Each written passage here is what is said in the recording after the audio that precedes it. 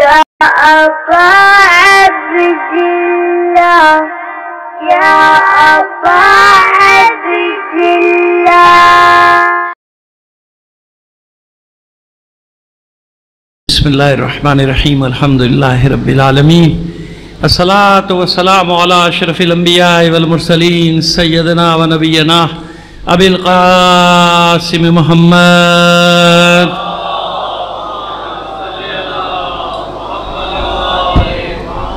وعليه الطيبين الطاهرين المعصومين ولعنة الله على أعدائهم أجمعين من الآن إلى قيام يوم الدين. أما بعد، فقد قال الله تعالى في كتابه المبين وهو أصدق القائلين وقوله الحق.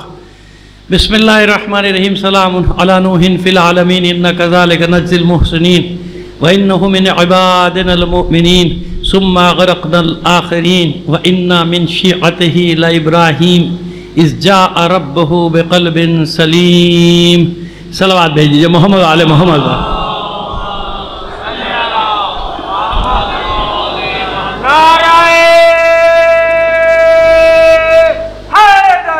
یا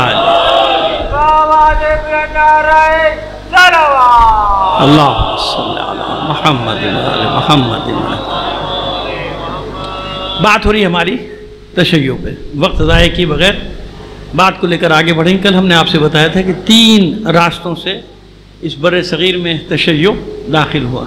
سمندر کے راستے آیا، بلوچستان اور مکران کے ذریعے جو زمینی پٹی ہے یعنی ایران سے جو آتے ہیں یہ زابل تک اس پٹی سے آیا، اور تیسرا راستہ یہ شمالی پہاڑوں کا علاقہ. 3 پہاڑی سلسلے دنیا کے سب سے بڑے آپس میں ملتے ہیں، جس جگہ پہ کوہ ہندوکش، کوہ قراقرم اور کوہ ہمالیہ، یہ 3 سلسلے جہاں ملتے ہیں. وہاں پر 18,000 فٹ کی بلندی پر آبادی کا ہونا. آج وہاں پہ جانا ایک قیامت ہوتا ہے. تو چاہے جائے کہ اس زمانے میں سادات کا آنا. اب آپ سوچیں کہ کہاں کہاں سے کیسے کیسے راستوں سے ہوتے ہوئے ایسی جگہوں کی تلاش میں جاتے تھے کہ جہاں ان کو امن مل سکے، جہاں وہ سکون سے جی سکے. اور راستے میں ہی نہ معلوم کتنے بیچارے مر گئے یا مار دیے گئے. ان علاقوں تک جانا، پھر وہاں سے پھر اور آگے پھیلنا. یہ اتنا خطرناک علاقہ ہے کہ جہاز میں بھی جاؤ تو مصیبت ہے. وہ ہم لوگ جب ایک بار گئے تھے مجھے یاد ہے کہ جہاں پر یہ 3 سلسلے ملتے ہیں وہاں ایک گیپ سا بنتا ہے. ایک صلوات بھیجیے.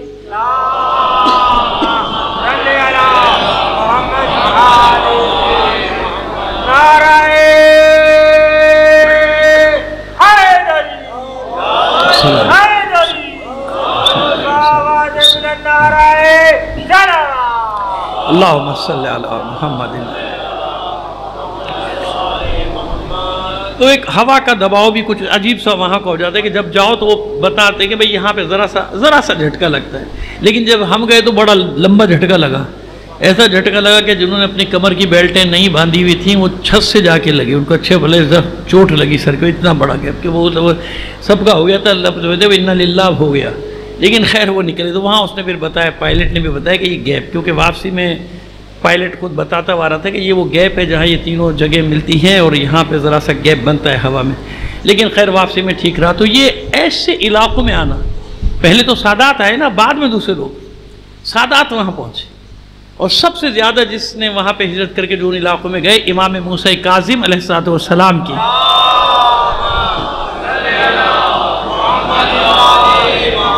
اب ان کا ان علاقوں میں جانا، پہنچنا، وہاں سے پھر تشیع کا آگے پھیلنا.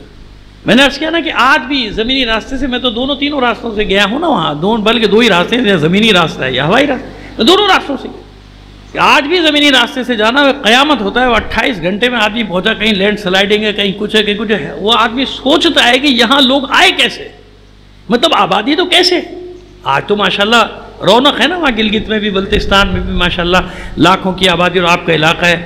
اور ابھی دیکھیے اس کی اور رونق دیکھیے کیا کیا ہونے جا رہا ہے. کیونکہ پہاڑوں میں بڑی معدنیات نکل آئی ہیں، بھیڑیوں کی اور جانوروں کی اور حیوانوں کی نظریں وہاں پہنچ چکی ہیں کہ کس طرح سے ان کو کنٹرول کیا جائے، کس طرح قابو کیا جائے.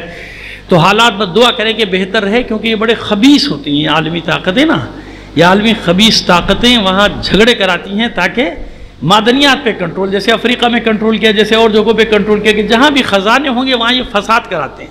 لسانی فساد کرائیں گے، فرقے وارانہ فساد کرائیں گے، تاکہ لوگ ان چکروں میں پڑے رہیں. ہم ان کا مال نکال کے لے جاتے رہے، قبضہ کرتے پہاڑوں پہ. تو وہ سونے کے پہاڑ ہے، میں کہتا ہوں سونے کے پہاڑ ہے، ایسا نہیں ہے وہاں. یعنی وہ پورے پاکستان کے آدھی دنیا کو پال سکتے ہیں، اتنی دولت ہے وہاں پر. لیکن ان بیچاروں کے لیے کچھ نہیں ہے جو وہاں کے مقامی ہے نا، بلکہ ان سے تو چھینا جا رہا ہے، الٹا چھینا جھپٹی. یہاں تو آپ کو معلوم کہ قبضہ گروپ بیٹھا ہوا ہے ہر جگہ، وہ ہر چیز پہ قبضہ کرنا چاہتا ہے. ہر چیز ہماری، ہر چیز ہماری، ہر چیز ہماری. صلوات بھیجیے محمد آل محمد پر. یہ میں نے صرف آپ کو اشارہ کیا، باقی باتیں بتانا چاہ رہا ہوں کہ کیسے بیچارے سادات، کس طرح سے وہ شیعہ یا ان کے ساتھ جو ہوتے تھے غلام کلیزے جو ہوتے تھے، کس طرح سے وہ پہنچے، کہاں علاقوں میں پہنچے.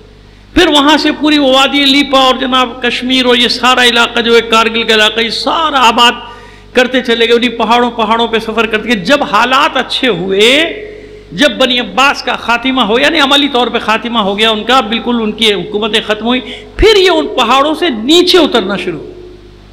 مثلا سری نگر کے علاقے میں آنا شروع، شملہ کے علاقے میں آنا شروع. پاکستان میں اس طرح جو اب پاکستان ہے یہ نیچے آنا شروع ہے، مری سے نیچے آنا شروع ہے.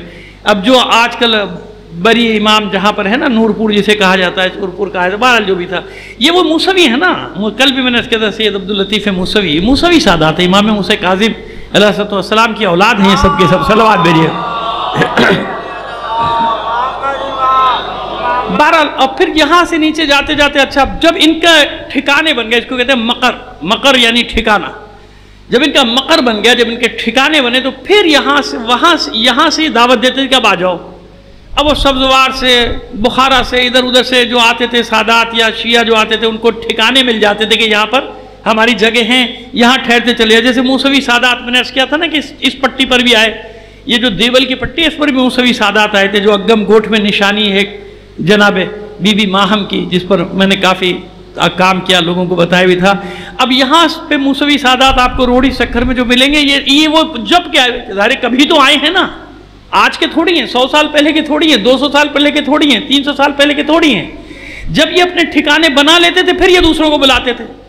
مثلا پٹیالہ آپ نے سنا ہے نا، سمانہ سادات، کیونکہ میں خود گیا ہوں اس لیے بتا رہا ہوں آپ کو. اور مجھے یہ شرف بھی ہوا کہ وہ 60 سال کے بعد مسجد واپس کی گئی. کلب تھا وہ 60 سال تک، 47 کے بعد وہ کلب رہا تھا. وہاں شراب بھی چلتی تھی، وہاں اسنوکر اور اشارے ہوتے تھے، سکھوں کے قبضے میں تھا وہ، سکھ برادری کے. لیکن وہ مہاراجہ پٹیالہ جو اب ہے وہاں پہ، وہ آیا تو اس نے کہا کہ بھئی یہ واپس کرو ان کی شیعوں کی. تو یہاں سے پٹیالہ کے سادات کو بلایا گیا تھا، کچھ کو 100-150 کو مہمان کے طور پہ. تو وہ مجھے ساتھ لے کے گئے تھے وہاں کہ بھئی پہلی مجلس ہوگی اس مسجد میں، تو آپ چلیے مجلس بھی آپ پڑھیے، نماز بھی آپ پڑھائیے. تو یہ مجھے شرف ہے کہ وہ مسجد جو واگزار ہوئی اس میں پہلی نماز بھی میں نے پڑھائی 60 سال کے بعد، اور پہلی مجلس بھی اس ناچیز نے پڑھی. وہ پھر شیعوں کے حوالے پاک صاف کیا. شیعوں نے جا کے 1 مہینے تک وہاں کام کیا، پاک صاف ہوا، پھر ہم لوگ پہنچ گئے. تو یہ وہاں پر ہے امام مشہد. اب مشہد کا نام ہوتا ہے کیا کسی کا؟ مشہد تو نام نہیں ہوتا، لیکن امام مشہد روضہ ہے بڑا، اور اتنا مستند روضہ ہے کہ اکبر بادشاہ تک مرید تھا. وہاں لکھا ہوا ہے، اس کا کتبہ بھی ہے جو اس کے زمانے میں لگایا گیا. اکبر بادشاہ نے وہ روضہ باقاعدہ دوبارہ تعمیر کرایا تھا. یعنی انتقال تو ان کا 1200 سال پہلے ہو گیا تھا، یعنی روضہ تھا. تو اکبر نے اپنے وزیروں کو حکم دیا تھا جب وہاں سے گزرا کہ یہ روضہ تعمیر کرو، یہ سادات ہیں یا اولاد رسول ہے. تو اتنی مستند زیارت، لیکن نام مشہد کیا مطلب سمجھا؟ یعنی یہ ہے وہ تقیہ کا دور. امام کیونکہ خراسان سے آئے تھے، امام رضا علیہ السلام کی اولاد تھے، اور ہیں بھی وہاں کے رضوی سادات. بعد میں نقوی سادات بھی وہاں پہنچے، انہیں رضویوں نے بلایا تو نقوی سادات بھی پہنچے.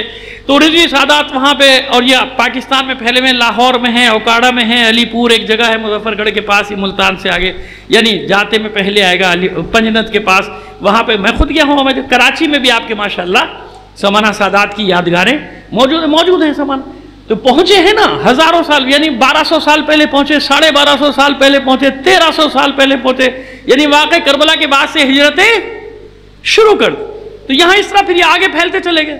اب امروہہ سادات تو بھئی کوئی تو پہلا آیا ہے وہاں، وہ جب ہم جائش پہنچ گئے، یہاں پہنچ گئے، رائے بریلی پہنچ گئے، حیدرآباد دکن پہنچے، پھر یہ پھیلتے چلے گئے. اور بات یہ تھی کہ جہاں جاتے تھے صرف خود نہیں جاتے تھے، جہاں پر ان میں سے ایک پہنچتا تھا، اچ شریف بھی پہنچا ایک، تو اس نے پورے منطقے کو، پورے علاقے کو مذہب حقہ میں داخل کر دیا. اور جنہیں مذہب حقہ میں داخل نہ کر سکا انہیں محب اہل بیت بنا کے چھوڑا. اب محب اہل بیت میں صرف یہ نہیں کہ اہل سنت نہیں، اس میں ہندو بھی، اس میں عیسائی بھی، سب آج تک ان کے مرید ہیں کہ نہیں ہیں سارے. کیونکہ سادات نے اپنی یاد رکھی آپ کو جو شیعہ جو جب میں رٹ لگائی ہوئی ہوں، آج چھٹا دن ہے، 5واں دن ہے، مجھے یہاں چھٹے دن ہو گئے، وہاں جو رٹ لگا کہ کریکٹر ایک آدمی آتا تھا اس طرح سے بیٹھتا تھا کہ اسے کہنا نہیں پڑتا تھا کہ شیعہ ہو جا، کہنا نہیں پڑتا تھا کہ مذہب میں داخل، وہ یہ دیکھتا تھا کہ جو یہ کر رہا ہے، جو کہہ رہا ہے صحیح ہے، میں بھی اسی کے ساتھ ہوں۔ اپنے کردار سے تبلیغ کی۔ آج تو معاملہ الٹا ہو گیا نا، بالکل الٹا ہو گیا، معذرت کی، معاف کیجئے گا مجھے، بالکل الٹا ہو گیا نا۔ پہلے ایک جاتا تھا پورا حلقہ، سب کو بنا لیتا تھا اپنا گرویدہ، پورے علاقے، ہندو آئیوں کو جو سب مذہب حق میں داخل، ایسے تو نہیں پھیلا یہاں، یہ سب کے سب سادات تو نہیں ہندوستان میں پھیلے ہوئے، سادات نے پھیلایا، سادات نے کام کیا۔ تو یہ دوسرا بڑا دنیا کا سنگر کہتے ہیں مورچے کو، بر صغیر تشیع کا دوسرا بڑا مورچہ بنا ایران کے بعد۔ ایران کی تو بھی میں نے بات ہی نہیں کی نا آپ سے، ابھی تو میں یہاں کی بات کر رہا ہوں۔ ایران کے بعد جو سب سے بڑا مورچہ اہل بیت کا قائم ہوا وہ یہ تھا، حیدرآباد، دکن، اودھ، دہلی کے پاس کا علاقہ، دہلی کے آس پاس یہ جتنی بھی ہماری آبادی ہے نا سادات کی، چھولس اور کیا ہے وہ اتھرولا، معذرت، اتھرولا، چھولس، امروہہ، یہ سب ساتھ ہیں نا آبادیاں، تھوڑا فاصلہ ہے۔ دہلی سے کوئی 80 کلومیٹر 90 کلومیٹر کوئی دائیں پر جائیں تو چھولس آ رہا ہے، ادھر جاؤ تو اتھرولا آ رہا ہے، ادھر جاؤ تو امروہہ آ رہا ہے، یہ سب قریب آبادی۔ پھر سادات باریہ کا گھیرا، اس طرف سونی پت کے پاس یہ سارے سادات باریہ، جس کو کہتے ہیں کیا جاتا ہے مظفر نگر اور سندیلی اور پتہ نہیں کیا ان کی آبادیوں کے نام تاریخ میں پہنچے ہیں نا، کام کیے۔ اور ایک زمانہ تھا کہ بادشاہ گر بھی رہے، بادشاہ گر، یہ سادات باریہ بادشاہ گر تھے، یہ دہلی کے تخت پہ جس کو چاہتے تھے بٹھاتے تھے، جس کو چاہتے تھے اتارتے تھے۔ جیسے معز الدولہ، یہ خاندان تھا عراق میں، عباسیوں سے جس کو چاہتے تھے خلیفہ بناتے تھے، جس کو چاہتے تھے اتارتے تھے۔ عباسیوں نے وہاں عزاداری شروع کی، معذرت، معز الدولہ نے۔ عباسیوں کے دور میں کب عزاداری شروع ہوئی؟ پہلے بھی یہاں بتا چکے ہیں چند سال پہلے، لیکن اب موضوع تو بتا رہے ہیں، تشیع کی تاریخ چل رہی ہے تو سنیے۔ پہلا جلوس باقاعدہ جلوس عزاداری کا ہجری 357، ہجری 357 میں اٹھا ہے، اور کہاں اٹھا؟ بغداد میں۔ اور پہلی عام تعطیل عاشور کے دن تاریخ میں بغداد میں ہوئی۔ معز الدولہ کیونکہ وزیر اعظم تھا، بادشاہ کا تو کچھ چلتی نہیں تھی، معز الدولہ جو چاہتا تھا وہ ہوتا تھا۔ معز الدولہ شیعہ تھا، جیسی کچھ دن کے لیے اقتدار آیا لیکن آ گیا اس کے ہاتھ میں۔ کیا کیا اس نے؟ جڑیں مضبوط کر دی، بنیاد ایسی ڈال گیا کہ جلوس نکالو، دنیا کو پتہ چلے، کالے علم نکل رہے ہیں، بازار بند ہیں، لوگ جمع ہیں۔ کیا ہوا؟ امام حسین کی شہادت کا جلوس جا رہا ہے۔ واقع کربلا کے 3 صدی بعد، 297 سال، 3 صدیاں ہو گئی نا بھائی، 357 ہجری 61 ہجری میں واقع ہوا، پہلا مہینہ 61 ہجری کا، 3 سال نکال دیجئے، 3 صدی تقریباً ہوا نا۔ 3 صدی کے بعد پہلا جلوس، کتنا انتظار کرنا پڑا تشیع کو، کتنا انتظار پہلے جلوس کے لیے، کتنا انتظار کیا؟ 3 صدی، یعنی ائمہ طاہرین کے دور میں بھی کوئی جلوس نہیں اٹھا سکا۔ حالانکہ 8ویں امام ظاہری طور پر اس نے ولیعہد نامزد کر دیا تھا نا، کچھ تو اختیار تھا، لیکن حالات نہیں تھے، لوگ قبول کرنے کو تیار نہیں تھے۔ 3 صدیاں لگی لوگوں کو قبول کرنے میں کہ حسین ہے، اس سے پہلے کوئی نام ہی نہیں لے سکتا تھا۔ لیکن جب پہلا جلوس اٹھ گیا، حالانکہ بغداد میں بعد میں فسادات بھی کرائے گئے، بند بھی ہو گئے جلوس، لیکن بس اٹھ گیا۔ جب اٹھ گیا تو پوری دنیا کے شیعوں کو ایک لائن مل گئی، ایک خط مل گیا کہ عاشور کیسے منانا ہے۔ بند کر دو، وہاں بند ہو گیا تھا، اس زمانے میں بند ہو گیا، لیکن پورے ایران میں شروع ہو گیا، ہندوستان میں شروع ہو گیا، اور یہاں وہ تیمور لنگ نے بھی شروع کرا دیا تعزیے کا جلوس۔ اب وہ ایک الگ سلسلہ ہو جائے گا، میں پتہ نہیں کہاں سے کہاں نکل جاؤں گا، موقع ملا تو کل بتا دیں گے۔ چلیے ایک صلوات بھیجیے محمد آل محمد پر۔ یعنی آپ تک جو یہ پہنچا ہے میرے بھائی، اتنی آسانی سے نہیں پہنچ گیا، لاکھوں کروڑوں شیعوں کا خون ہے اس میں، لاکھوں کروڑ۔ اور اسی کے زمانے میں کرخ کی بستی آباد ہوئی، معز الدولہ نے پورا شہر آباد کر دیا تھا دجلہ کے ساتھ، جو آج بھی کہتے ہیں کہ جو کاظمیہ جو آج ہے نا، کاظمین جس کو آپ کہتے ہیں، ضلع ڈسٹرکٹ کاظمیہ کہلاتا ہے وہ، تو ڈسٹرکٹ کاظمیہ یہ وہی اسی کے پاس تھی، وہ کرخ کی بستی، جو پوری بستی جلائی گئی تھی، پوری بستی، کچھ نہیں چھوڑا تھا۔ شیخ مفید کی مسند جلا دی گئی تھی، شیخ ابو جعفر توسی، وہ جن کا وہ والے توسی، وہ جو وہاں نجف میں باب توسی جن کے نام پر ہے نا، اور باب توسی کے باہر ہی ان کی مسجد بھی ہے، مسجد توسی، وہیں ان کی قبر بھی، یعنی حوض علمیہ نجف کا بانی۔ وہ کہتے ہیں نا ادھر ڈوبے ادھر نکلے، بغداد میں ان کا مدرسہ جلا دیا گیا، یعنی کرخ پوری بستی جلا دی گئی، مدرسہ، مسجد، گھر، ایک کتاب نہیں، خالی ہاتھ یہ پہنچے تھے یہ غری کے مقام پہ نجف میں، مولا کی قبر کے پاس انہوں نے جھگی ڈال دی تھی، اور غریب لوگ رہتے تھے، چند لوگ، ان سے کہا اپنے بچوں کو بھیجو قرآن پڑھاؤں گا۔ ان کے بچے آتے تھے، ان کو نماز پڑھانا، سکھانا، ان کو پڑھانا۔ یہ پہلے بھی یہاں فقہا کی تاریخ میں پڑھ چکا ہوں، اس لیے زیادہ وقت آپ کا نہیں لوں گا، صرف یاد دہانی ضرور کراتا ہوں کہ زبان کھولنے سے پہلے مرجعیت کے خلاف نہ، پہلے سوچ لیا کرو کہ آج تشیع یہاں تک پہنچایا کس نے؟ اللہ کے بندو، یہ ان کا صدقہ ہے جنہوں نے اپنے خون جگر کو قلم کی روشنائی میں ڈالا ہے اور اس سے لکھا یہ۔ آج جو ہزاروں لاکھوں پڑھ چکے، 1 کروڑ کے قریب علماء پڑھ چکے، مر گئے، چلے گئے، آ رہے ہیں، جا رہے ہیں، آئیں گے، جائیں گے لاکھوں، یہ سب اس ایک آدمی کا ثواب ہے۔ شیخ ابو جعفر طوسی جس نے مولا کی قبر کے پاس اپنی جھگی بنائی، مولا سے توسل کرتا تھا، وہاں بچوں کو پڑھاتا تھا، اور رات کو بیچارہ نکلتا تھا اپنے طلبہ کو لے کے، چادر سر پہ ڈال کے، جو لوگ تربوز کھا کے چھلکے پھینک دیتے تھے نا، وہ چھلکے سمیٹتا تھا، بوری میں رکھتا تھا، اور اپنے مدرسے میں لا کے بچوں کو لگاتا تھا کہ خود بھی دھوتے تھے، صاف کرتے تھے، اور وہ ابال کے وہ اس کی غذا تھی اور بچوں کو کھلاتا تھا۔ یہ غربت کا عالم تھا۔ مؤسس حوضہ علمیہ، یہاں بیٹھ کے یہ 2 انچ کی زبان کھول دینا نا بڑی آسان ہوتی ہے مرجعیت کے خلاف۔ تاریخ پڑھ چکا ہوں پوری، میں نے عرض کیا کہ میں تکرار نہیں کیا، لیکن یاد دہانی ضروری ہے، بار بار لوگوں کو بتانا ضروری ہے کہ کن لوگوں نے، آج بھی اگر عزت ہو رہی ہے نا دنیا میں تو 86 سال کے کڑیل جوان کی وجہ سے ہو رہی ہے تمہاری۔ وہ علی کا غلام، یار وہ علی کا غلام، وہ حسین کا غلام جو ڈٹا ہوا ہے نا 86 سال کی عمر میں، دنیا حیران کی کون لوگ ہیں یہ؟ انہیں پتہ ہی نہیں جن رگوں میں عاشورہ کا لہو دوڑ رہا ہو وہ کبھی بھی یزیدیت کے سامنے سر نہیں جھکاتے۔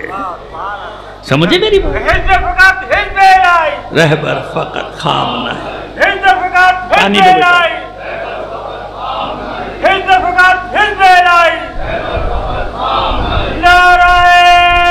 جزاک اللہ یا علی۔ اب دیکھیے ہمارا مجمع آ گیا، ہمارا مجمع آ گیا، گزارش کریں گے تھوڑا تھوڑا سا آگے آ جائے، ہمیں آسانی ہو جاتی۔ بہت شکریہ آپ کا نوازش۔ اب مجلس میں تو آ گئے نا ماشاءاللہ، آپ آئیے تھوڑا سا آگے آتے ہیں، مجھے گفتگو کرنے میں آسانی، بیچ میں خلا مجھے اچھا نہیں لگتا۔ آؤ بیٹا آگے آ جاؤ، آؤ بچوں آگے آگے آ جاؤ، آگے آ جاؤ، آگے آ جاؤ، دیکھو جگہ خالی، آؤ میرے بچوں آگے آؤ، آؤ بیٹا آگے آؤ میرے بچوں، آگے آگے آ جاؤ، جیتے رہو سب، سلامت رہو، مل کر بلند آواز سے ایک صلوات عنایت فرمائیے محمد آل محمد پر۔ تو ایسے پھیلا، یعنی وہ تباہی باعث بنی حوضہ علمیہ کی تاسیس کی۔ وہ جو میں کہتا ہوں کہ کسی جگہ اگر نقصان ہو تو یہ نہ سوچا کرو نقصان، تشیع کا نقصان کسی حالت میں نہیں ہوتا، تشیع سروائیو کرنا جانتا ہے۔ ہماری 1400 سال کی تاریخ یہی ہے کہ آگ اور خون کے سمندر سے ہم نکلے ہیں اور نکل رہے ہیں، آج بھی نکل رہے ہیں، بے فکر رہو۔ یاد رکھو جو آج ثابت قدم رہے گا نا وہ تاریخ میں رقم کرا رہا ہے، کیونکہ ان لوگوں کو تاریخ آنے والا زمانہ یاد کرے گا کہ یہ کیسے لوگ تھے کہ پوری دنیا مل کر ان پر حملہ کرنے آئی تھی، لیکن انہیں نے سرنڈر نہیں کیا، انہیں نے سر تسلیم خم نہیں کیا، مر گئے، مٹ گئے، کیا کر سکتے، تباہ کر سکتے ہو، بمباری کر دو، تباہ کیا کرو گے، ایٹم میں مارو گے، مار دو، جھکا نہیں سکتے کسی حسینی کو تم۔ جو خالص حسینی ہوگا وہ کبھی بھی باطل کے سامنے سر نہیں، مر جائے گا۔ مرنا شکست نہیں ہے، ہزاروں بار آپ کو بتا چکا ہوں، مرنا شکست۔ شہید ہو جانا، مر جانا شکست ہوتا تو کربلا میں اسلام کا فاتحہ ہو گیا، ختم، کیونکہ حسین سے قیمتی جان ہے کسی کی کائنات میں؟ آل رسول سے قیمتی جانیں تو سب چلی گئی نا۔ حسین نے یہی تو سکھایا کہ جتنا قیمتی سامان بچانا ہو اتنی قیمتی جانیں دی جاتی ہیں۔ آج بھی ایسے ہی اپنے مکتب کا دفاع کر رہے ہیں، اپنے نظریے کا دفاع کر رہا ہے تشیع، پوری دنیا کے مقابلے میں بتا رہا ہے کہ ہم حق ہیں، ہم حق ہیں، اور کوئی باطل سے لڑنے کی قوت نہیں رکھتا سوائے اہل بیت کے غلاموں کے، سوائے کربلا سے جن کا رشتہ جڑا ہوا ہے، کوئی اور مقابلہ نہیں کر سکتا۔ ایک صلوات بھیج دیجئے محمد آل محمد پر۔ خلاصہ تو یہ اب جو ہجرتیں شروع ہوئی، اس نے کیا کیا، وہاں سے وہ مار مار کے بھگا رہے تھے، نکال رہے تھے، قتل و غارت گری کر رہے تھے، اور یہاں پنپنا شروع ہو گئے۔ حجاز سے خالی کر دیا، کوئی بات نہیں، کر دو، نکال دیا، حالانکہ اب بھی ماشاءاللہ بہت ہیں، لاکھوں کی تعداد میں اب بھی ہیں۔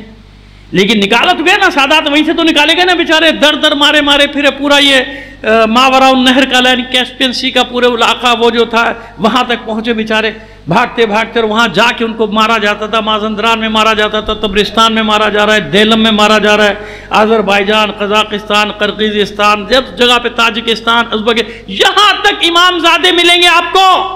کیوں؟ پیچھا کرتے تھے بنی امیہ کے لوگ اور بنی عباس کے لوگ، بھیجا جاتا تھا ان کو، وہ جہاں پاتے تھے وہاں شہید کرتے تھے۔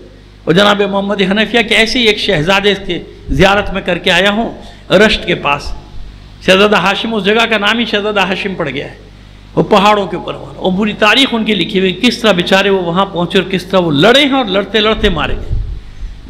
جناب محمد حنفیہ کے پوتے، بیٹے نہیں پوتے، وہاں پہ ہم ہو کیا ہے، میں وہ زیادہ تر وہ حوالے آپ کو دیتا ہوں جو میں دیکھ کر آیا، جن کا جب میں نام پتہ بتاتا ہوں تو میں ہو کر آیا، مطلب آپ کو ایک تعارف کراتا چلوں۔ آج پہلی ہجرت کب ہوئی تشیع کی، وہ سن لیجئے آپ مجھ سے، میں ذمہ دار ہوں جو کہہ رہا ہوں، ریکارڈ ہو رہی ہے میری بات، ٹھیک ہے؟ کاشان کبھی جانا ہو زائرین کا جائیے گا، کاشان میں ٹیکسی والے کو صرف اتنا کہیے گا امام زادہ ہلال، کیا امام زادہ، کیونکہ کاشان میں زیارتیں ماشاءاللہ بہت ہیں، امام زادہ بہت ہیں، درجنوں کے حساب سے زیارات، کیونکہ ایک زمانے میں یہ علاقہ اہل بیت کی سب سے بڑی پناہ گاہ تھا، یعنی معصومین، اس علاقے کا ایک اور نام تھا، میں بتا دوں، ایک صلوات بھیجیے محمد آل محمد پر۔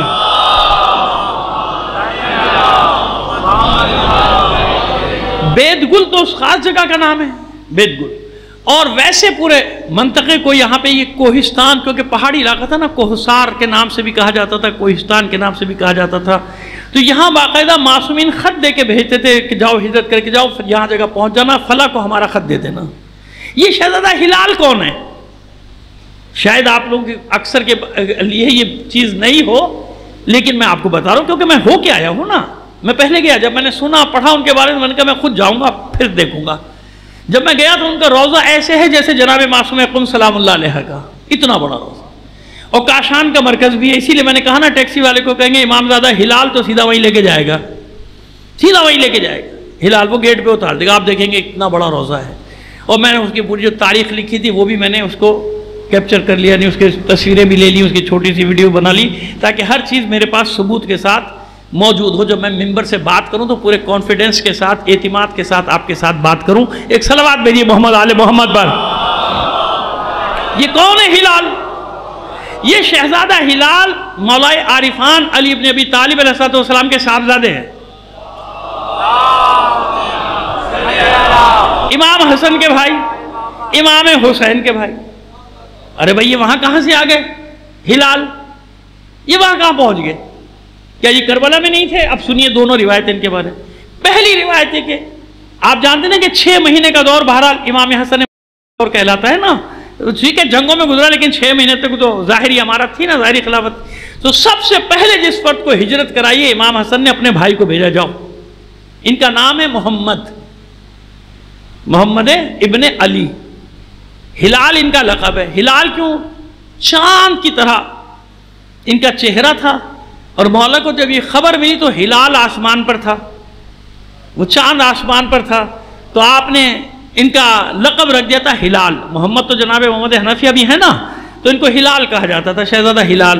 ان کو امام حسن نے بھیج دیا تھا، جاؤ اس کوہستان کوہسار کے علاقے میں چلے جاؤ، اور یہاں اپنا مقر یعنی اپنا ٹھکانہ بنا لو، اپنی قرارگاہ بنا لو، اور یہاں بیٹھ جاؤ اور یہاں لوگوں کی تربیت کرو۔ ایک یہ روایت ہے کہ پہلی ہجرت، یہ سب سے پہلی ہجرت اہل بیت علیہ السلام میں سے کسی نے، یعنی خاندوادے میں سے کسی نے ہجرت کی تو علی کے بیٹے نے کی تھی، ان کا امام حسن کے حکم پہ کی تھی کہ تم چلے جاؤ۔ دوسری روایت کربلا میں زخمیوں میں تھے، پڑے ہوئے تھے، زخمی ہو گئے تھے، یہ بھی روایت ہے، وہاں لکھی نہیں ہے، تو میں دونوں بتا رہا ہوں، کیونکہ آپ دوسری پڑھیں گے کہیں گے مولانا نے یہ تو بتایا ہی نہیں تھا، تو میں دونوں بتائے دے رہا ہوں آپ کو۔ وہ پھر کیونکہ بعد میں زخمیوں کو مارا نہیں گیا، جیسے شہزادہ جناب حسن مصنع کو بھی چھوڑ دیا گیا تھا، بعد میں ان کے زخم ٹھیک ہوئے، تو ان کو بھی کوئی لے گیا تھا امان دے کے، اس کا نام بھی لکھا ہوا ہے تاریخ میں، میرے ذہن میں نہیں ہوا، اس پہ کتبے پہ لکھا ہوا ہے اس کا نام، کہ اس نے امان دی اور لے گیا، اور وہاں سے یہ زخموں سے چور ہی، کیونکہ طے یہ تھا کہ کیونکہ علی کے بیٹے ہیں، مارا تو جائے گا، قتل تو کیا جائے گا، تو اس نے ان کو کسی طریقے سے وہاں سے نکالا کہ آپ یہاں سے چلے جائیے، کیونکہ کسی نہ کسی طرح بنی امیہ کی کوشش ہوگی، کیونکہ آپ علی کے بیٹے ہیں، آپ کو مارا جائے گا، قتل کیا جائے گا۔ تو یہ نکل گئے اس کوہسار کے علاقے میں، یہاں کسی کو نہیں بتایا۔ تو جس نے پناہ دی تھی اس کی قبر بھی وہیں ساتھ ہے، شہزادہ ہلال کی قبر کے ساتھ اس کی قبر بھی ہے، جس کے گھر میں رہے تھے، جس نے امان دی تھی، اور اس کو بھی نہیں معلوم تھا حقیقت کیا ہے۔ جب ان حالت مرض یعنی حالت مرض الموت ان پر طاری ہو، تو پھر انہیں بتایا کہ دیکھ لکھ لے کہ میں کون ہوں، کبھی میرے گھر والے آئیں گے، کبھی میرے خاندانی اہل بیت میں سے کچھ لوگ آئیں گے تو ان کو بتا دینا کہ میں یہاں ہوں۔ پھر انہوں نے اپنا تعارف کرایا کہ میں علی کا بیٹا ہوں محمد، میرا لقب ہے ہلال۔ یہ میں خود دیکھ کر آیا، میں نے کہا نا کہ میں آپ سے کتاب میں پڑھی ہوئی بات بھی نہیں کر رہا، میں آنکھوں سے دیکھ کر آیا۔ آپ کو سب میں دعوت ہے، اب سے 1-1.5 گھنٹے کا تو راستہ ہے کاشان کا، کبھی جائیں اور ٹیکسی والے سے کہیں امام زادہ ہلال پہ لے چلو، وہاں لے کر جائے گا، سب سے بڑا مرکز، شہر کا مرکز ہے یہ، اور یہی، اور وہاں اور بھی مولا عارفان کے 1-2 شہزادے اور بھی منصوبے جن کے وہاں پہ روزے ہیں، لیکن بہرحال کیونکہ قم میں کاشان میں نے کہا درجنوں روزے، اب آپ دیکھ رہے ہیں کہ کہاں کہاں کس زمانے میں پھیلے۔ بس اسی طرح جب یہ پھیلتے چلے گئے تو بعد میں آنے والوں کے لیے پھر کیا ہوتا تھا، یہ سند بنتا تھا، ایک ایڈریس ان کے پاس ہوتا تھا کہ فلاں جگہ جانا ہے، فلاں جگہ ہمارا ایک فرد بیٹھا ہے، فلاں جگہ ہمارا فرد بیٹھا ہے، فلاں جگہ ہمارا فرد بیٹھا ہے۔ اس طرح جہاں بھی یہ گئے ظلم و ستم کا شکار ہو کے اپنے ساتھ علی اور حسین لے کے گئے، اور ساتھ میں عزاداری بھی لے کر گئے، کیونکہ جہاں جاتے تھے محرم آتا تھا اپنے مریدوں میں بیٹھے ہوئے ہیں سید صاحب، اور سید صاحب نے امام حسین کا ذکر شروع کر دیا، خود بھی رو رہے ہیں، سب کو رلا رہے ہیں، سمجھ گئے؟ کسی کو نہیں معلوم یہ شیعہ ہے یا نہیں ہے، لیکن ذکر نہیں اہل بیت اہل بیت اہل بیت، تو صرف شیعہ نہیں بنایا، محبین کی ایک بڑی تعداد یہ بنا کر چلے جاتے تھے۔ میں ایک فارمولہ بتا رہا ہوں کہ کیونکہ پوری دنیا کی تشیع کی ہجرتیں میں آپ کو ہیں بھی میرے پاس، تو میں نہیں پڑھ سکتا نا اتنی جلدی، تو میں آپ کو ایک فارمولہ بتا رہا ہوں کہ کس طرح تشیع دنیا میں پھیلتا چلا گیا، خاص طور پہ پورے سینٹرل ایشیا اور ایشیا میں پھیلتا چلا گیا، اور دوسرا سب سے بڑا مرکز جو بنا وہ یہ ہمارا خطہ بنا، سندھ کا خطہ بنا، پنجاب کا خطہ بنا، دکن کا خطہ بنا، اودھ کا خطہ بنا، اور جہاں یہ ساری ہماری بستیاں ہیں پوری دہلی کے ساتھ ساتھ یہ پورا علاقہ، دہلی کے چاروں طرف یاد رکھیے ایک وقت ایسا تھا کہ دہلی کو سادات نے گھیرا ہوا تھا، چاروں طرف تشیع تشیع تشیع تشیع۔ اسی لیے خود دہلی میں بھی بڑی بڑی یادگاریں شیعوں کی، بڑے بڑے وقف آج تک آپ کو حیرت ہوگی کہ دہلی کی جو کربلا ہے نا، جس کو کہتے ہیں وہ امام بارگاہ شاہ مردہ، صلوات بھیجیے محمد آل محمد پر۔ ممکن ہے آپ میں سے بہت سارے لوگ گئے ہوں، ممکن ہے آپ لوگوں کو معلوم ہو، لیکن میں جو نہیں گیا انہوں بتا رہا ہوں کہ شاہ مردان جو سب سے بڑا مرکز ہے دہلی کا تشیع کا، آپ حیرت کریں گے کہ یہ رضویہ جو ہے نا، اس کے 10 برابر اوقاف ہیں جس کے باغات ہیں، اس زمانے میں شیعہ جو وقف کر کے گئے، اور کتنے حصے میں لوگوں نے قبضہ کر کے سوسائٹیاں، بڑی بڑی پوش سوسائٹیاں، کالونیاں بن گئی ہیں وہاں۔ لکھنؤ کا بھی یہی حال ہے، دہلی کا بھی، اتنے بڑے بڑے اوقاف چھوڑ کے گئے وہ، اور اندر جو تبرکات رکھے وہ الگ، صدیوں پرانے تبرکات۔ کشمیری محلہ جو دہلی کا، جس کو پنجہ شریف 2 مرکز ہیں وہاں بڑے، ویسے تو بہت سارے بڑے مرکز، قدیم مرکز 2 ہیں، تو وہ پنجہ شریف میں تبرکات ہیں جہاں شہید رابع کی قبر ہے، اور یہاں بھی بڑے بڑے تبرکات ہیں۔ اب کیونکہ میری دلچسپی کا سامان ہوتا تھا لہٰذا میں تو ہر جگہ جاتا تھا کہ تارے معلومات لوں، میرا شوق ہے یہ تاریخ، مجھے اس کے بغیر چین نہیں آتا، تو میں سب چیزیں نوٹ کر کے لاتا تھا کہ یہاں کیا کیا ہے کیا۔ تو اس زمانے میں اتنا کام کیا تھا شیعت نے کہ دہلی کے اندر تک آج تک ہمارے بڑے بڑے اوقاف ہیں جن پر قبضہ کیا ہوا ہے دوسری برادریوں نے، دوسرے مذاہب کے لوگوں نے۔ قبضوں کے باوجود اتنا وقف ہے کہ آگے سینکڑوں سال تک کافی ہے، اسی کے خرچ سے سارا امام بارگاہ کی سارا سال عزاداری، محافل، مجالس سب چلتا رہتا ہے، اور ماشاءاللہ لوگوں کے گھر بھی چلتے رہتے ہیں، سمجھ گئے ہوں گے آپ۔ صلوات بھیجیے محمد آل محمد پر۔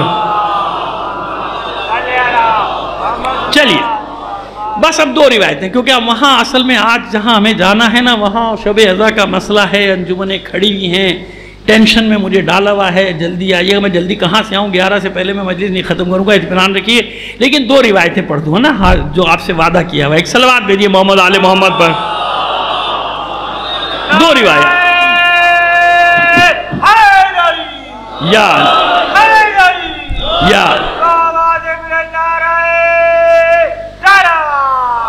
بس 2 حدیث، اور جو آج پہلی بار ہے ان کو بتانے کے لیے کہ جتنی بھی روایات پیش کر رہا ہوں سب اپنے برادران سے پیش کر رہا ہوں، اپنی ایک بھی نہیں ہے، حوالے بھی اسی لیے دے رہا ہوں، اپنی ایک روایت اس میں نہیں ہے، یہ ساری روایات وہاں سے لی ہیں میں نے، اور سب پیش بھی نہیں کر سکتا، شاید 20-25 پیش کر سکوں گا، 100 سے زیادہ روایات ہیں ہمارے اہل سنت نے جو لکھی ہیں شیعوں کے بارے میں، شیعہ کے لیے۔ آئیے، شیعہ نے علی پر رسول خدا کا فخر کرنا، یہ ہیڈنگ ہے اس حدیث کی جو وہاں ڈلی ہوئی۔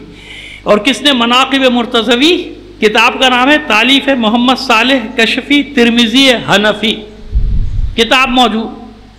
میں نے کیا وعدہ کیا کہ جس کتاب کا حوالہ دے رہا ہوں وہ سب کتابیں آج بھی کتاب خانوں میں موجود ہیں، نہیں ملے تو میں بتا دیجیے گا، میں آپ کو پتہ بتاؤں گا کہاں ملیں گی، ٹھیک ہے؟ مناقب مرتضوی، جناب محمد صالح کشفی ترمذی حنفی فرماتے ہیں ان ابی ذر الغفاری، یعنی جناب ابو ذر غفاری سے۔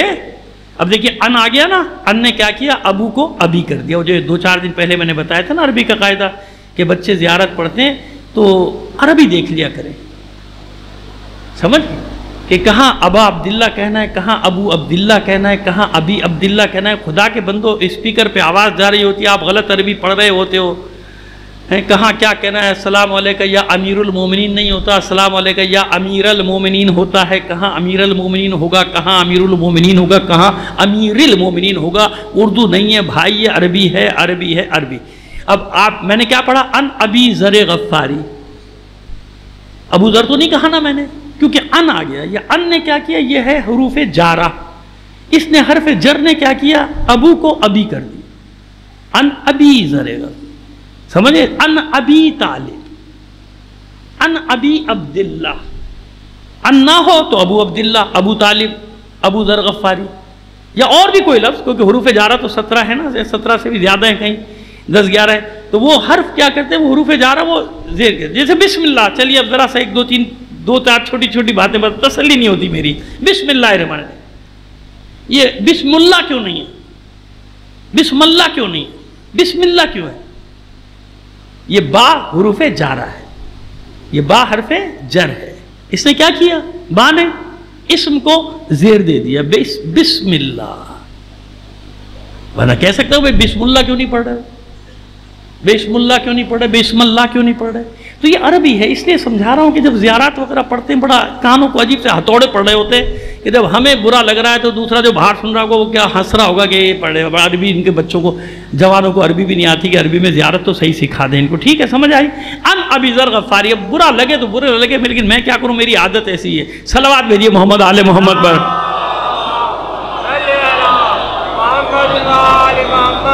ان ابی ذر الغفاری قال سمعت رسول اللہ یقول، میں نے جناب ابو ذر غفاری سے روایت کی جا رہی ہے، کیا فرماتے ہیں؟ میں نے رسول اللہ سے سنا، آپ فرما رہے تھے لیسا احد مثلی سحرا اعطاء الحوض وجعل الیہ قسمت الجنت والنار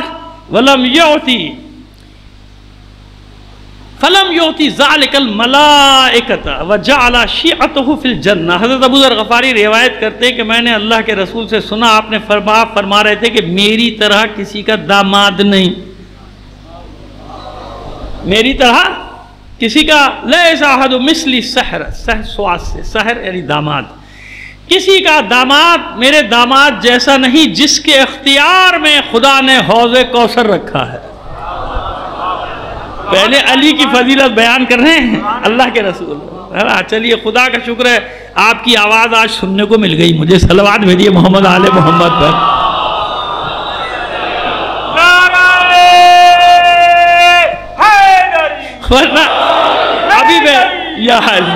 ابھی میں کسی سے باہر کہتا، میں نے کہا بھائی یہاں کے لوگ خالی غور سے ہی سنتے ہیں، بس سنتے ہی رہتے ہیں غور سے، رسپانس نہیں دیتے، مگر آج مزہ آ گیا مجھے، خوش ہو گیا دل میرا۔ صلوات بھیجیے محمد آل محمد پر۔ جزاک اللہ۔ اللہ کے رسول نے فرمایا کہ میری طرح کسی کا داماد نہیں جس کے اختیار میں اللہ نے حوض کوثر رکھا اور جنت و جہنم کا تقسیم کرنے والا بنایا۔ یعنی میرے داماد جیسا کسی کا کوئی داماد ہے ہی نہیں کائنات میں، میرا داماد ہے جس کے قبضے میں حوض کوثر ہے، میرا داماد ہے جو قسیم النار والجنہ ہے، اسے قرار دیا تقسیم کرنے والا، جبکہ یہ اختیار ملائکہ کو بھی عطا نہیں کیا گیا۔ یہ ہماری روایت نہیں ہے، پھر عرض کر رہا ہوں، کہتے تھے شیعہ جو مرضی کہتے تھے، ہم نہیں کہہ رہے، آپ کہہ رہے ہو بھائی، اسی لیے حوالوں پہ زور دے رہا ہوں کہ آپ کا حوالہ ہے، میرا حوالہ نہیں ہے. آپ کہہ رہے ہیں کہ کوئی اللہ نے ملائکہ کو بھی یہ اختیار نہیں عطا کیا جو علی کو دیا ہے. حوض کوثر پہ بھی اختیار دیا ہے، جنت دوزخ کا تقسیم کرنے والا بھی بنا، اور ان کے شیعوں کو جنت میں مقام عطا کیا علی کے شیعوں. یہ حدیث ایک اور بس، اس کے بعد آپ کی زحمت طواب. شیعان علی، حدیث کا عنوان ہے شیعان علی عرش کے سائے میں ہیں. اس کا حوالہ بھی پہلے سن لیجئے. وسیلۃ المعال فی عد مناقب الآل، مناقب آل کے شمار میں یا گنتی میں وسیلۃ المعال، معال یعنی کیپٹل. کہتے نا معال مجلس کیا ہے؟ گریا. مد لگا دیجئے، علی مال ہے نا، مال، اس پہ مد لگا دیجئے. معال کیپٹل سرمایہ. سمجھ میں آ گئی بات؟ معال مجلس کیا ہے؟ گریا. کہتے ہیں مجلس کا سرمایہ کیپٹل کیا ہے؟ وہ گریا ہے نا. سمجھانے کے لیے اس کر رہے ہیں. تو بھائی ہو گیا وسیلۃ المعال، یعنی اس سرمایہ کا، اس کیپٹل کا وسیلہ. کس کیپٹل کا؟ فی عد مناقب الآل، آل رسول کے مناقب کا. آئیے سرمایہ. تالیف احمد بن الفضل بن محمد حضرمی شافعی. یہ شافعی مذہب کے عالم ہیں، بہت بڑے، کتاب خانوں میں ان کی کتاب یہ موجود ہے. شافعی یہ لکھتے ہیں جناب، قال رسول اللہ لعلی، اللہ کے رسول نے علی سے فرمایا. علی سے فرمایا کیا فرمایا؟ السابقون الى ظل العرش یوم القیامت طوبى لهم قیل یا رسول اللہ من هم؟ قال شیعتک یا علی ومحبوہم. رسول خدا نے علی سے فرمایا خوش نصیب ہیں وہ لوگ، پاکیزہ ہیں وہ لوگ، پاک ہیں وہ لوگ. طوبہ کے سارے معنی ہیں نا، طیب سے نکلا ہے نا، شجر طیبہ، شجر طوبہ، یہ سارا ایک ہی مادہ ایک ہے نا. کل میں نے آپ کو فارمولہ بتایا جیسے کہ مادے سے نکالنا پڑتا ہے اصل معنی. خیر جناب، خوش نصیب ہیں وہ لوگ جو روز قیامت سے پہلے عرش الہی کے سائے میں پہنچیں گے. جو روز قیامت سے پہلے، معذرت، روز قیامت سب سے پہلے، روز قیامت سب سے پہلے عرش الہی کے سائے میں پہنچیں گے. عرض کیا گیا، پوچھا گیا کہ یا رسول اللہ وہ کون لوگ؟ مولا عرفان نے پوچھا، مولا علی سے کہا نا کہ خوش نصیب ہیں وہ لوگ، پاک و پاکیزہ ہیں وہ لوگ جو قیامت کے دن سب سے پہلے عرش الہی کے سائے میں پہنچیں گے. آپ نے پوچھا، مولا نے پوچھا وہ کون لوگ ہیں؟ فرمایا اے علی وہ آپ کے شیعہ اور ان شیعوں کو دوست رکھنے والے ہوں گے. شیعہ اور محبین، شیعہ اور محبین. محبین روزانہ آ رہی ہے نا روایت میں، یہ لو بیٹا، محبین یعنی شیعہ اور محب، شیعہ اور محب یہ سب جائے. لہذا کبھی بھی محبوں کو اپنے سے جدا نہ کرنا، نہ سمجھنا. اگر کوئی محبت کا اظہار کرتا تو نہ کوئی اس کا فائدہ کیا، اس کے انکار کرنے سے. علی ولی اللہ کا کلمہ تو پڑھتے رہو، خدا کا مانو.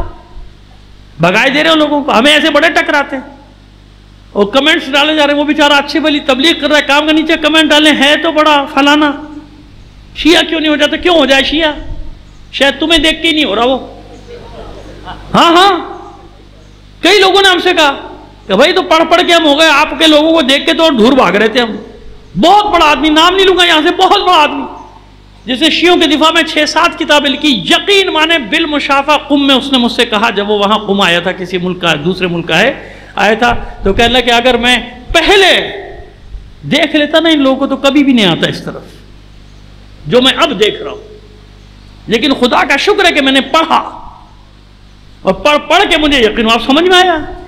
یہ فوراً ہماری یہاں ایک طبقہ کوئی بیچارہ سوشل میڈیا پہ پوسٹ ڈال رہا ہے، اچھی آپ کے فیور میں بات کر رہا ہے، سب کے نیچے کمنٹ ہے تو بڑا منافق ہے، تو یوں کیوں نہیں آ رہا ادھر. ایسے بڑے بڑے لوگوں کو میں نے دیکھا بکواس کرتے ہوئے. خدا کے بندو، اتنا کافی نہیں کہ وہاں بیٹھ کے وہ آپ کا دفاع کر رہا ہے، وہاں بیٹھ کے وہ آل رسول کی تعریف کر رہا ہے. کتنا بڑا عالم جس کو آج کل سزا دی جا رہی ہے، اس سے مائک چھینا جا رہا ہے، اس کو ہٹایا جا رہا ہے، اس کو جلسوں میں ختم کیا جا رہا ہے، اور ہمارے لوگ لگے ہوئے ہیں تو فلانا.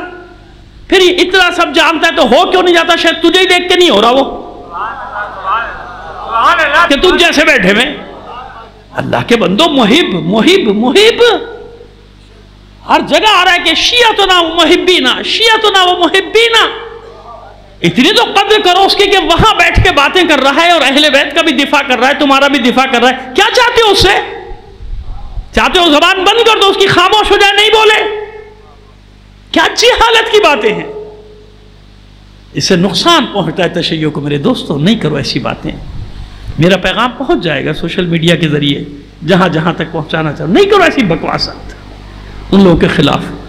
وہ بیچارے اپنی جان ہتھیلی پہ رکھ کے کام کر رہے ہیں. ان کو مارا جا رہا ہے, ان کو پیٹا جا رہا ہے, ان کے اداروں کو بند کیا جا رہا ہے, ان کے اداروں کو, اور پھر بھی کھڑے میدان میں کہ نہیں علی حق ہے, نہیں اہل بیت حق ہے, نہیں حسین حق ہے, ہم کسی کو فضیلت نہیں ہونے دیں گے, فضیلت ثابت نہیں ہونے دیں گے علی کے اوپر, علی سے بڑا اس سے زیادہ کچھ ہے. کیا چاہیے بھائی؟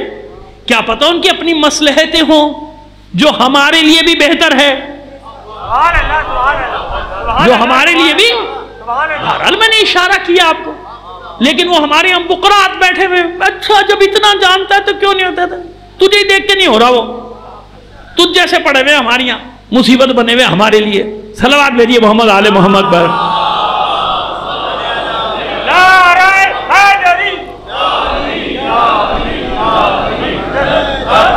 بس چند جملے. کل میں نے آپ سے وعدہ کیا تھا آج کے لیے, کل علی اکبر کے لیے ایک جملہ کہا تھا, بس آج چند جملے اور سن لیجئے. شہادت ہے نا, عجیب شہادت. بس اتنا تعارف کراؤں علی اکبر کا آپ کو, باقی نہیں. باقی تو آپ پورے محرم سن رہے ہیں, میں بھی بہت پڑھتا ہوں, لیکن مختصر سے تعارف کرا دوں. جب یہ اسیروں کا قافلہ کوفے میں داخل ہوا نا, آگے آگے نیزوں پر سر تھے, پیچھے پیچھے ناقے جن پہ بیبیاں تھیں. لوگ تماشا کر رہے تھے, یہ کوفہ تماشا کر رہا تھا.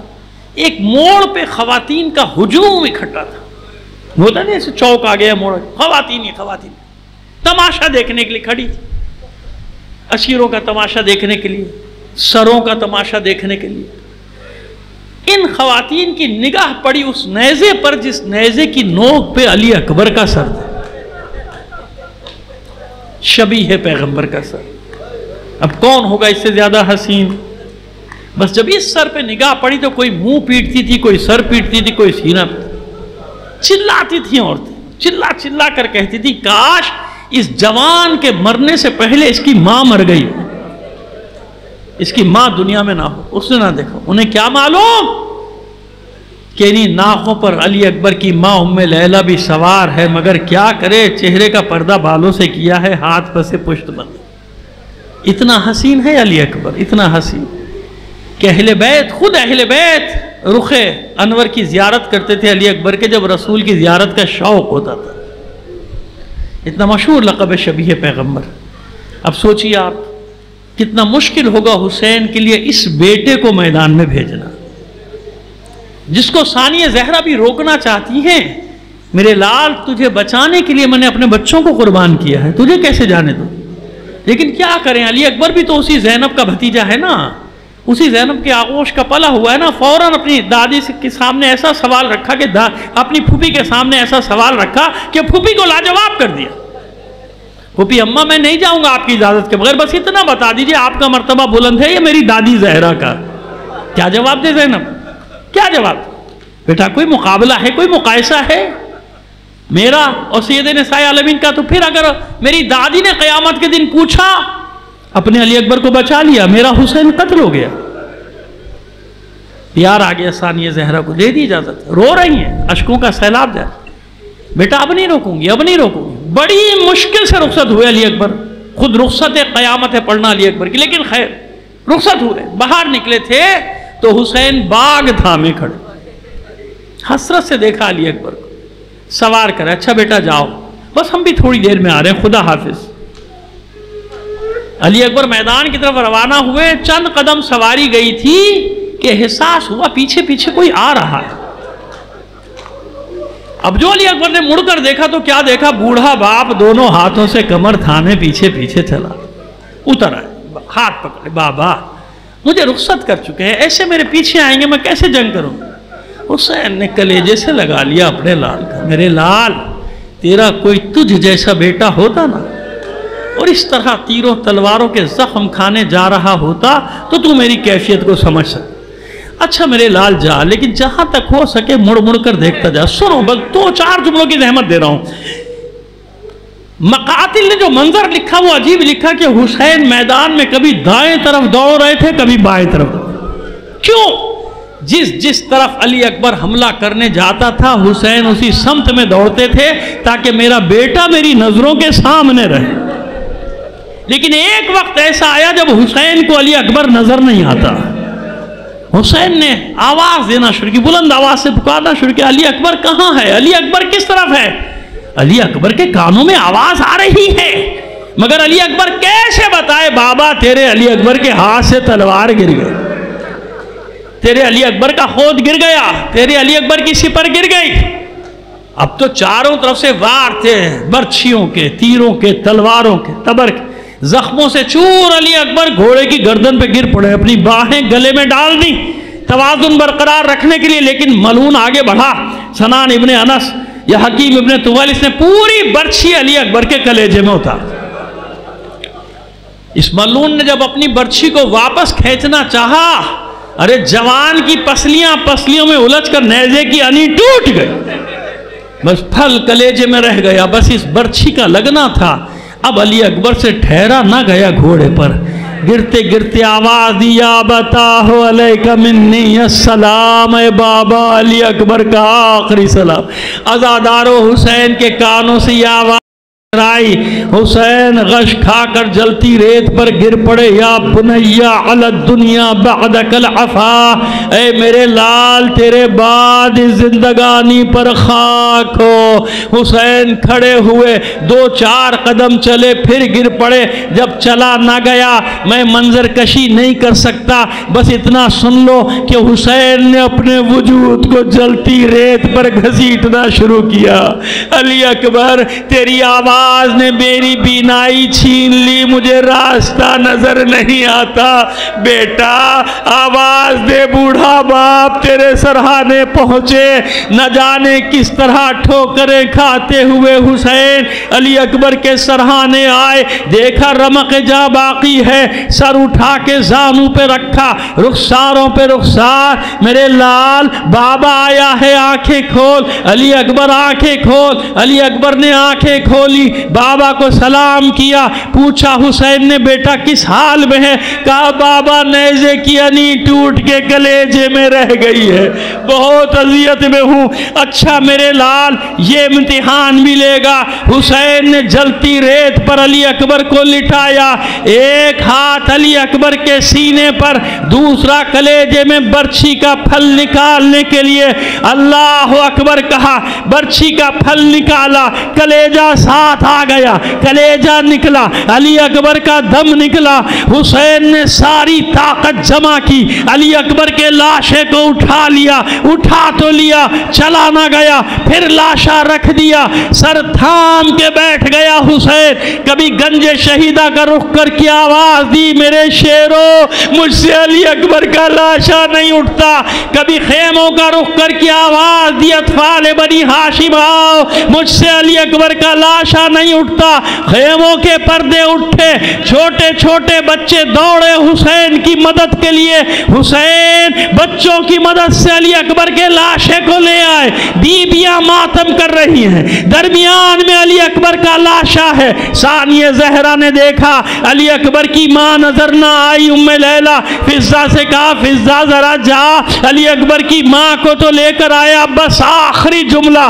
جو ہی فضہ پہنچی ہے خیمے میں ام لیلہ کے عجیب منظر دیکھا تھا. جناب ام لیلہ کبھی خیمے کے ستون سے ٹکراتی تھی، کبھی ستون سے ٹکراتی تھی، کہتی جاتی تھی لوگوں مجھے راستہ نظر نہیں آتا، میری بینائی چلی گئی، ارے مجھے راستہ سجھاؤ، مجھے اپنے علی اکبر کے لاشے پر جانا. لعنت اللہ علی القوم الظالمین وسیعلم.